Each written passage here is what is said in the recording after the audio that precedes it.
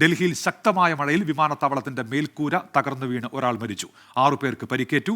സംഭവം ഗൗരവത്തോടെ കാണുന്നുവെന്നും മരിച്ചയാളുടെ കുടുംബത്തിന് നഷ്ടപരിഹാരം നൽകുമെന്നും കേന്ദ്ര സിവിൽ ഏവിയേഷൻ മന്ത്രി റാം മോഹൻ നായിഡു അറിയിച്ചു. ടെർമിനൽ 1 നിന്ന് പുറപ്പെടേണ്ട വിമാനങ്ങൾക്ക് ബദൽ സംവിധാനം ഏർപ്പെടുത്തും. ഡൽഹിയിൽ നിന്ന് വിനീത വിജി തയ്യാറാക്കിയ റിപ്പോർട്ടിലേക്ക്.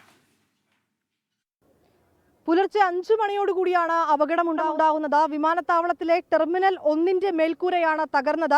ശക്തമായിട്ടുള്ള കാറ്റും മഴയുമാണ് അപകട കാരണമെന്നാണ് പ്രാഥമിക നിഗമനം. ഇക്കാര്യത്തിൽ എയർപോർട്ട് അധികൃതരും അതോടൊപ്പം തന്നെ വ്യോമയാന മന്ത്രാലയവും അന്വേഷണം നടത്തും. അല്പസമയം മുൻപാണ് വ്യോമയാന മന്ത്രി റാം മോഹൻ നായിഡു അദ്ദേഹം ഇവിടെ എത്തി സ്ഥിതിഗതികൾ വിലയിരുത്തി മടങ്ങിയത്.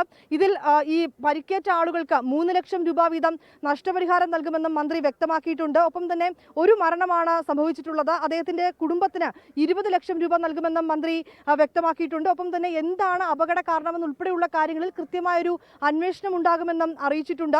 ഈ ശക്തമായിട്ടുള്ള കാറ്റും മഴയുമാണ് അപകട കാരണമെന്നാണ് ഇപ്പോൾ ലഭ്യമാവുന്ന പ്രാഥമിക വിവരം. ഈ കാറ്റിനെയും മഴയും തുടർന്ന് ഈ മേൽക്കൂരയുടെ ഭീമുകൾ തകർന്നതാണ് അപകട കാരണമെന്നാണ് അറിയാൻ കഴിയുന്നത്. ഭീമുകളും ഒപ്പം തന്നെ ഈ മുകൾ ഭാഗത്തെ ഷീറ്റുകളുമൊക്കെ റൂഫുകളുമൊക്കെ തന്നെ ഏതാണ്ട് പൂർണ്ണമായും തകർന്നിട്ടുണ്ട്.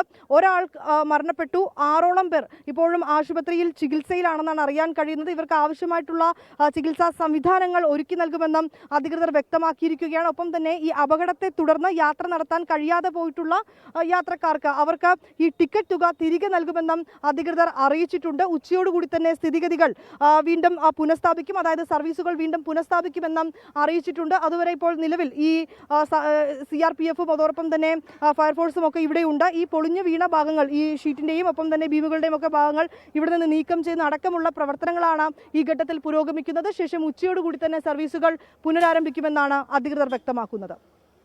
വിനീത വിജി തയ്യാറാക്കിയ റിപ്പോർട്ടാണ് കണ്ടത്.